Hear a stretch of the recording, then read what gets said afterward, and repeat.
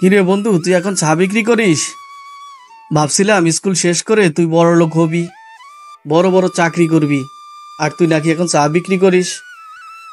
বন্ধু, চা বিক্রি করলে দোষ কি? সেটা তো আমি নিজের ঘামে খাই, কষ্ট করে খাই। আর আমি হেঁটে খাওয়া মানুষদের মতো বাঁচতে চাই বন্ধু। এইসব দিয়ে কি হবে? সমাজ তো বড় লোকদেরই চিনে। সমাজ যদি কেবল টাকার মানে বোঝে, তবে সে এখনো অন্ধ। আমি জানি, আমার বাবা একজন বিল্ডিং নির্মাণ কাজ করতেন।